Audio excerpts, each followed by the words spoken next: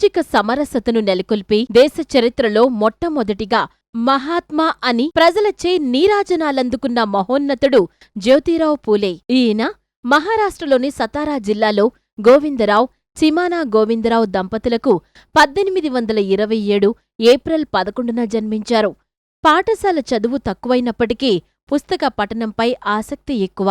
రాత్రుల్లో లాంతరు వెలుగులో చదువుకునేవారు. ఆయనకు చదువుపై ఉన్న ఆసక్తిని గమనించి ఒక ఉపాధ్యాయుడు ఆయన్ను 1841లో పూలేని స్కాటిష్ మిషన్ స్కూల్లో చేర్పించారు. ఇక్కడే తన జీవితకాల స్నేహితుడు అని చెప్పుకునే బిల్లాల్ గోవింద్ అనే బ్రాహ్మణునితో పరిచయం ఏర్పడింది. ఆయనతో పరిచయమే జ్యోతిరావు పూలేను భారతదేశ సామాజిక తత్వవేత్తగా అవతరించేందుకు అంకురం వేసింది. 1848 గోవింద్ వివాహానికి హాజరైన పూలే అక్కడ కులవివక్షను ఎదుర్కొన్నారు. ఆ క్షణం నుంచి కులవివక్షపై పోరాడాలని బలమైన నిర్ణయం తీసుకున్నారు పూలే. దానిని సాధించేందుకు జీవితకాలం పోరాడారు. చిన్నప్పట్నుంచి మానవ హక్కులపై జ్ఞానాన్ని సంపాదించిన పూలే జార్జి వాషింగ్టన్, ఛత్రపతి శివాజీని అభిమానించేవారు.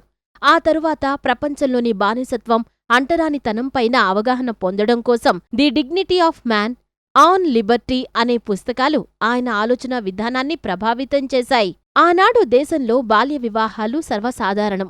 ప్రజల్ని చైతన్యపరిచి వితంతువులకు పునర్వివాహాలు జరిపించారు పూలే. అంతమాత్రమే కాకుండా గర్భస్రావ వ్యతిరేక కేంద్రాన్ని స్థాపించి స్త్రీల జీవితాల్లో పరిపూర్ణత తీసుకొచ్చారు. ఇటువంటి కేంద్రం దేశంలోనే మొట్టమొదటిసారిగా స్థాపించడం విశేషం. స్త్రీ పురుషుల మధ్య లింగ వివక్షను పూలే తీవ్రంగా వ్యతిరేకించారు. 13వ ఏటనే వివాహం జరిగిన పూలే స్వయంగా తన భార్య సావిత్రీబాయికి విద్య నేర్పించారు.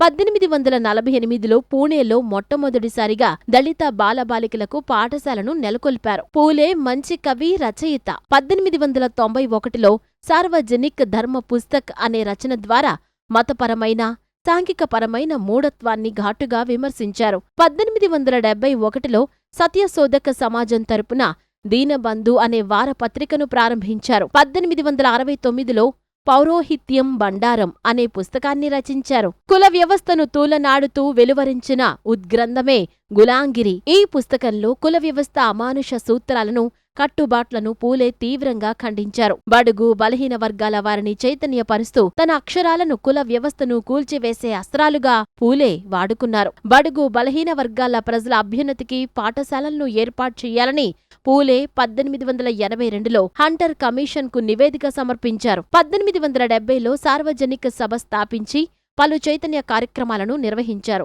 1873 డిసెంబర్ 24న సత్యశోధక్ సమాజ సంస్థను ఏర్పాటు చేశారు. మనమంతా దేవుని సంతానం.